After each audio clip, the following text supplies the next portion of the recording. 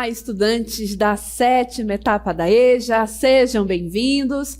Eu sou a professora Joyce Martins, do componente curricular de língua portuguesa. Esta é a aula 36, que tem aí a nossa revisão e avaliação. Então vamos começá-la.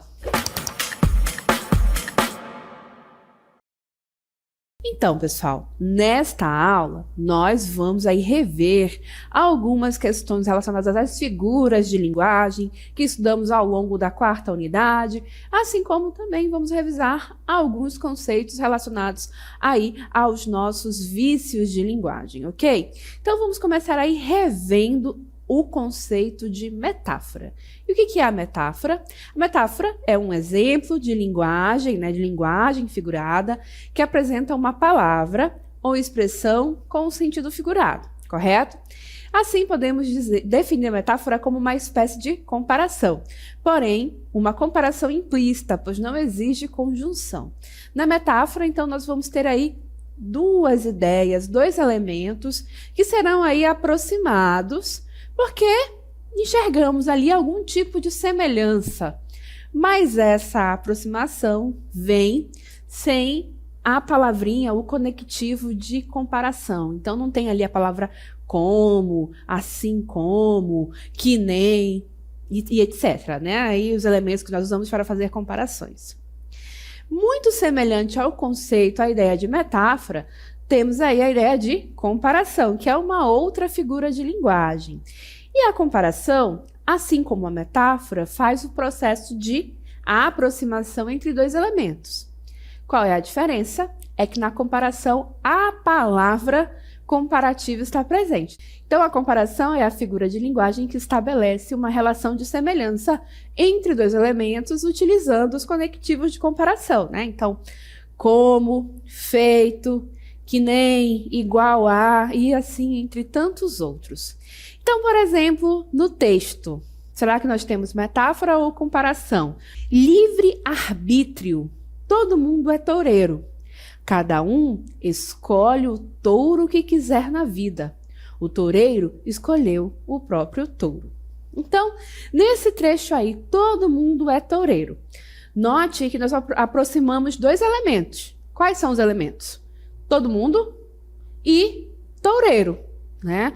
No sentido aí de que, de repente, todo mundo tem que enfrentar dificuldades, problemas na vida.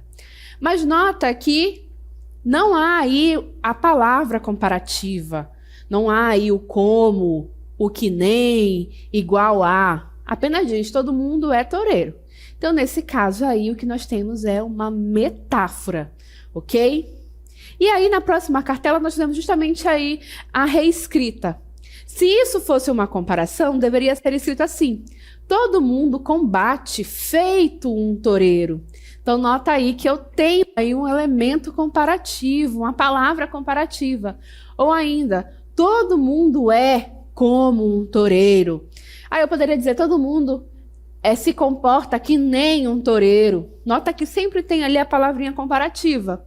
Mas quando eu escrevo apenas todo mundo é toureiro, aí nesse caso o que nós temos é a metáfora, porque há a ausência da palavra comparativa. E isso é muito importante de lembrar, essa distinção, tá bom? São conceitos, figuras de linguagem que se assemelham, mas têm uma diferença importante aí, ok? Indo adiante, agora vamos relembrar o conceito de antítese, que é uma outra figura de linguagem. E o que é uma antítese? É uma figura de estilo é figura de linguagem, tá, gente? Que usa palavras ou expressões com sentidos opostos, que contrastam entre si. Ocorrem quando há a aproximação desses termos contrários. Esta aproximação dá ênfase à frase e assegura maior expressividade à mensagem a ser transmitida. Então, a antítese ocorre justamente porque, de maneira proposital, aproximam-se palavras, termos que têm sentido contrário. E o objetivo é dar maior ênfase, trazer maior expressividade para o texto. Então, temos aí o exemplo da canção Certas Coisas, na qual nós lemos aí. Não existiria som se não houvesse o silêncio. Não haveria luz se não fosse a escuridão. A vida é mesmo assim, dia e noite, não e sim. Nessa canção, ele quer justamente enfatizar e expressar essas situações que são opostas entre si, né? Então ele traz o som em oposição ao silêncio, a luz em oposição à escuridão, o dia em oposição à noite, o não em oposição ao sim. Então aí a gente vê a aproximação desses termos e a ênfase na contrariedade de sentido que há entre eles. Então isto é uma antítese, ok? Indo adiante e retomando mais conceitos de figuras de linguagem, agora vamos nos lembrar dos eufemismos. O eufemismo é a figura de linguagem usada para tornar um enunciado mais brando ou agradável e menos agressivo. Em geral, é utilizado o eufemismo para abrandar mensagens que podem soar agressivas aos ouvidos de alguém, para falar de temas tabus da sociedade, né, para suavizar uma mensagem que pode ser considerada pesada. E aí nós temos alguns exemplos. Por exemplo, Fabrício foi morar no reino de Deus. Ora, dizer que alguém foi morar no reino de Deus é para suavizar a ideia de morte, porque, né, para algumas sociedades, inclusive a nossa, a morte é um assunto pesado. Então, assim você suaviza a mensagem. Outro exemplo, Luara fechou os olhos para sempre, também para se referir à morte desta pessoa, porque a morte tem essa conotação pesada socialmente. Ficou fora do concurso de modelos, pois era desprovido de beleza. Bom, aí nesse caso, né, para não referir a alguém e chamá-lo de feio, feia, então disse que é desprovido de beleza. Suavizou a mensagem. E aí outro exemplo, Mariana faltou com a verdade. Para não dizer que ela mentiu, suavizou-se aí essa noção com a ideia de faltou com a verdade, ok? E, indo adiante, temos mais algumas figuras de linguagem para rever. Então, agora vamos nos lembrar do pleonasmo. E o pleonasmo acontece quando temos aí o emprego de palavras redundantes com o fim de enfatizar a expressão. O que se quer aqui é o pleonasmo literário, porque essas palavras de sentido redundante aqui trazem uma redundância que não é assim tão óbvia. Em outras aulas, quando nós tratamos ali dos vícios de linguagem, nós vimos um pleonasmo que nós chamamos de vicioso. Esse pleonasmo vicioso traz essa redundância que é muito óbvia. Então, naqueles exemplos de subir para cima, descer para baixo, sair para fora, elo de ligação, estes são os pleonasmos viciosos. Aqui, nós estamos de olho no pleonasmo que é o dito literário, que é aquele que busca enfatizar a mensagem, enfatizar os sentidos, sem ser assim tão óbvio, né? Então, com os nossos exemplos, vamos aí rever. Ó mar salgado, quanto do teu sal são lágrimas de Portugal? Bom, o mar é uma das suas características principais o fato de ser salgado, correto? Então, quando você enfatiza ó mar salgado, você, de certa forma, está ali repetindo a ideia. Mas por que se faz isso? Nesse contexto, aí se fez isso justamente para construir a associação ali com as lágrimas, que também são salgadas, e para demonstrar que, talvez, fazer uma ideia de que muito do sal que há no mar são das lágrimas das pessoas, do povo de Portugal. Esse trecho desse poema aí é extraído de um poema chamado Mar Português, de Fernando Pessoa. E neste poema ele revê aí a questão das grandes navegações, quando Portugal era uma potência, mas também era fato que quando se saía para essas navegações, não se tinha a certeza do retorno. Então, toda essa construção, temos aí um pleonasmo, sim, mas percebam que é um pleonasmo que vai em busca de reforçar ideias e é um pleonasmo que não traz construções óbvias, né? No exemplo seguinte, eu quero viver a vida, quero flores em vida. Ora, professora, as pessoas vivem a morte? Não, não é? Mas aí entenda o conceito de viver a vida como justamente de aproveitar todas as possibilidades que a vida pode trazer para a pessoa, fazer diferentes cursos, fazer viagens e assim por diante. Então a ideia de viver a vida no sentido amplo, porque muitas pessoas falam, tem que viver a infância, tem que viver bem a adolescência e vai dividindo a vida da pessoa em momentos. Neste caso aí, essa pessoa, ao dizer que quer viver a vida, ela se refere justamente à amplitude dessa existência e justamente de tirar proveito de todas as possibilidades que essa existência pode trazer, ok? Falamos do nosso pleonasmo, o literário, e agora vamos relembrar aí a silepse.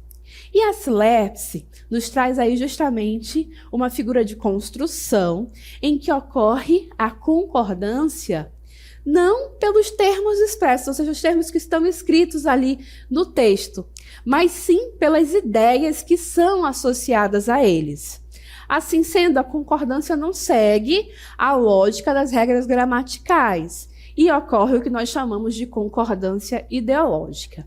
Vamos aí rever o nosso exemplo de silepse de gênero. A silepse pode ser de gênero, de número, de pessoa, mas aqui a gente vai revisar apenas 2 tipos, tá?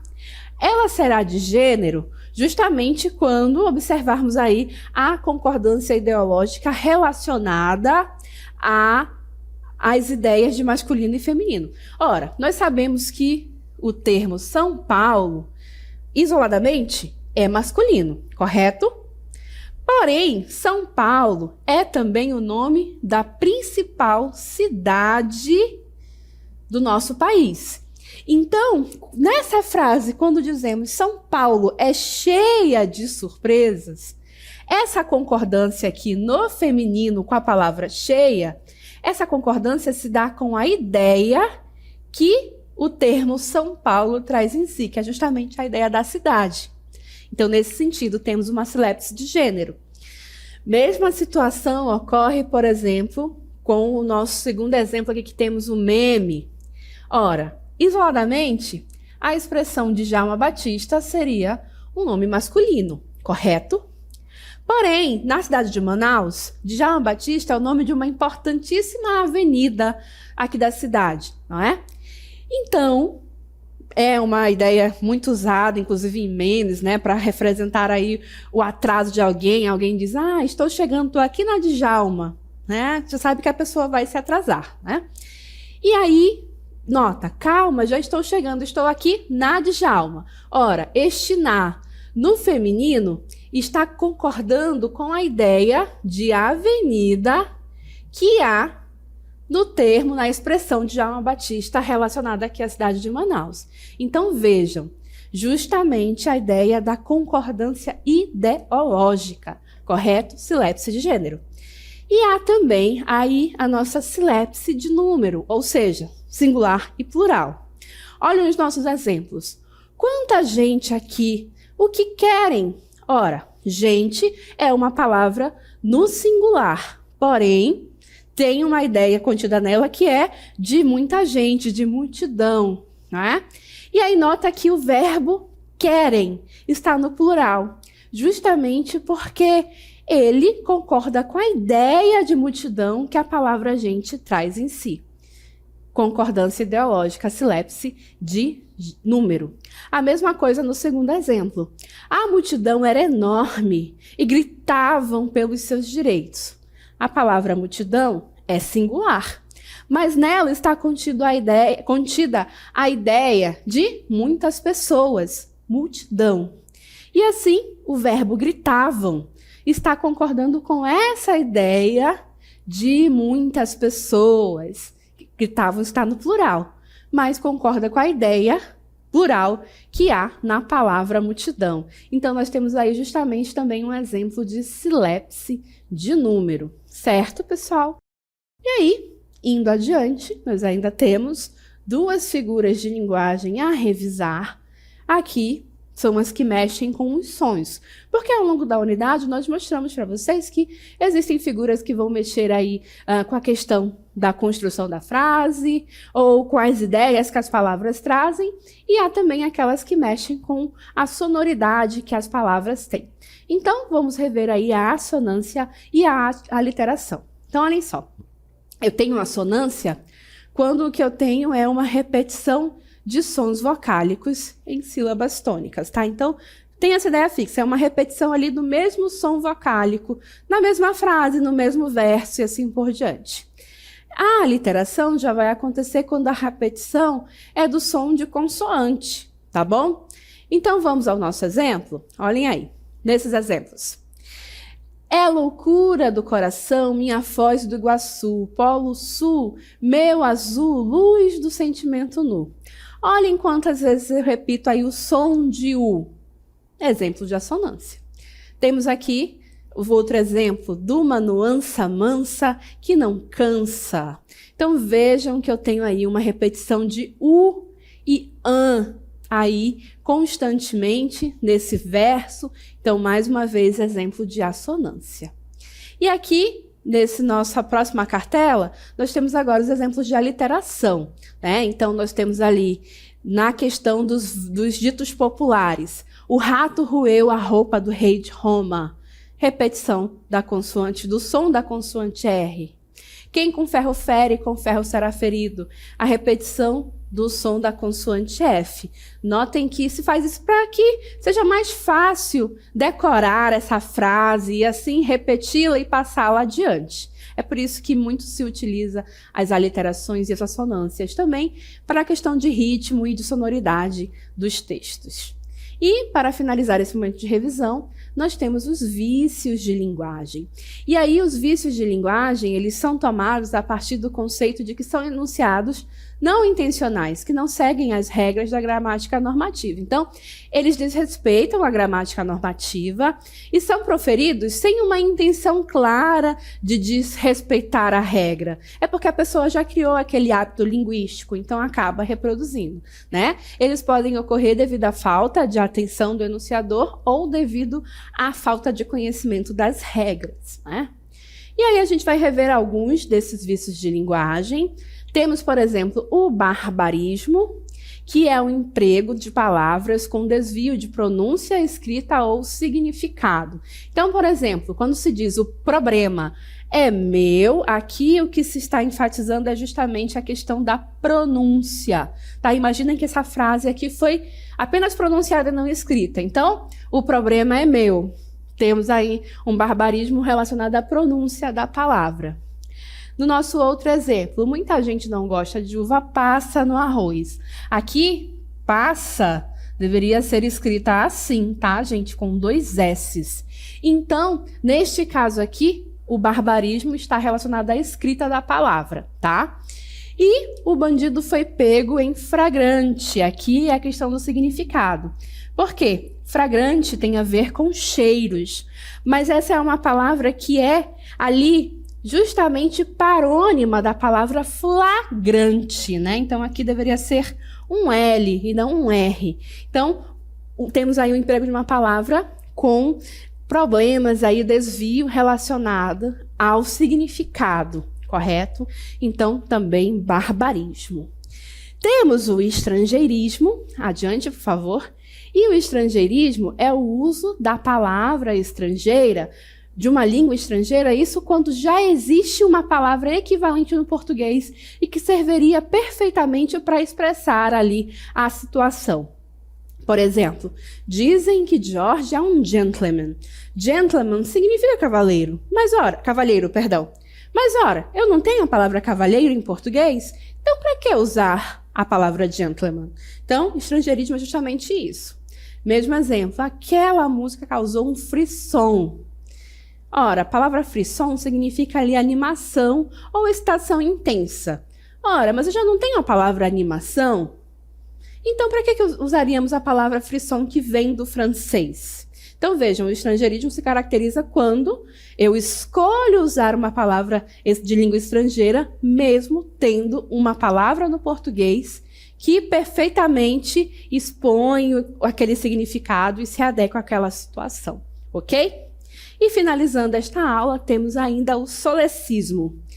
E o solecismo tem a ver com uma inadequação sintática, tanto referente à questão de concordância, regência ou colocação pronominal. Então, por exemplo, ele disse que falta 2 questões para finalizar. Bom, se temos 2 questões, é plural. E aqui deveria ser, então, faltam 2 questões.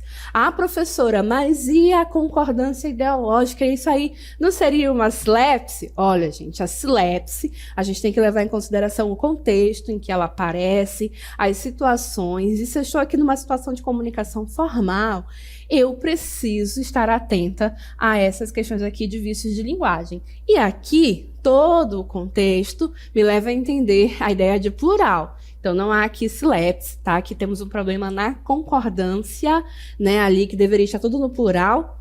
Então, probleminha de solecismo, tá bom? Aqui, a enfermeira assistiu ao paciente. Assistir é um verbo que pode significar apreciar alguma coisa. E quando significa isso, de fato, ela rege a preposição ao. Então, eu diria, assistiu ao filme, assistiu ao espetáculo. Porém, aqui, a enfermeira não está apreciando o paciente, ela está socorrendo o paciente. Então, eu deveria dizer, assistiu o paciente sem a preposição, tá? E aqui, não preocupe-se comigo. A regra de colocação pronominal me diz que palavra negativa atrai pronome para perto de si. Então, eu deveria dizer e escrever, não se preocupe comigo. Ok, pessoal? Então, assim, nós revisamos aí tanto figuras de linguagem quanto os vícios, alguns deles, e agora nós vamos finalizando esta aula.